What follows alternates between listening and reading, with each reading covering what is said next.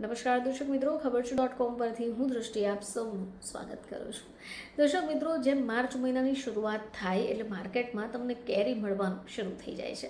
હવે ઘણા બધા લોકો આ કેરીમાંથી ઘણા બધા પ્રકારની વાનગીઓને રેડી કરે છે અને આખું વર્ષ એને સ્ટોર કરીને એની મજા પણ માણે છે.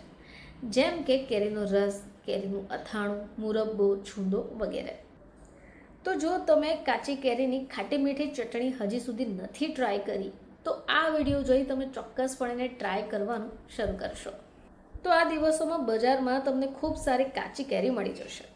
હવે કાચી કેરીનું સેવન જો તમે ગરમીમાં નિયમિત કરો છો તો લૂ પણ નહીં લાગે. આજે આપણે કાચી કેરીની ખાટી મીઠી ચટણી બનાવવાની રીતને જાણીશું. કાચી કેરીની ચટણી બનાવવા માટે સૌથી પહેલાં એક મીડિયમ સાઇઝની કેરી તમારે લેવાની છે. હવે આ કેરીને ધોઈ કાઢી એની છાલ કાઢી લો. હવે કેરીના કટકા કરીને એની અંદરથી તમારે ગોટલીને કાઢી લેવાની છે. ધ્યાન રાખજો કે જ્યારે કેરીના કટકા કરો છો ત્યારે એ કટકા નાના નાના કરવાના છે.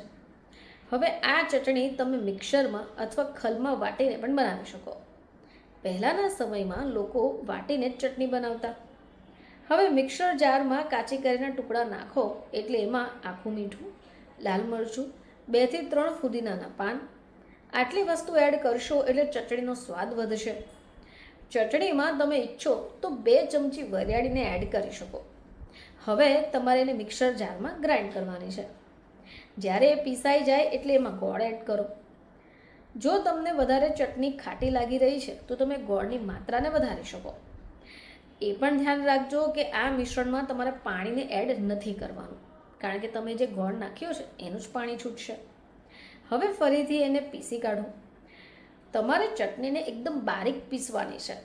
બસ તૈયાર થઈ ગઈ કાચી કેરીની ખાટી મીઠી ચટણી, જે સ્વાદમાં પણ ખૂબ સારી હોય છે અને તમારા ઘરના લોકો પણ એને ખાતા રહી જશે. આ રીતે તમે બનાવશો તો ચોક્કસપણે વારંવાર એને બનાવીને ખાવાનું શરૂ કરશો. જો આ ચટણી તમે બનાવી દીધી તો તમને શાકની પણ નહીં જરૂર પડે. હવે આ સિવાય કાચી કેરીની ચટણીના ફૂમમાં તમે એને ખાઈ રહ્યા છો તો આને લઈને તમારા હેલ્થને લગતા પણ ઘણા ફાયદા થઈ શકે. કાચી કેરી ખાવાથી તમને લૂ પણ નહીં લાગે. તો તમે મોડું કર્યા વગર આ સરળ રીતથી ઘરે જ રહીને કાચી કેરીની ચટણી બનાવી શકો છો. તો દર્શક મિત્રો, ગરમીમાં પોતાના સ્વાસ્થ્યને ફાયદો કરાવવા માટે તમે સરળ રીતે આ ખાટી મીઠી ચટણી બનાવીને ટ્રાય કરી શકો.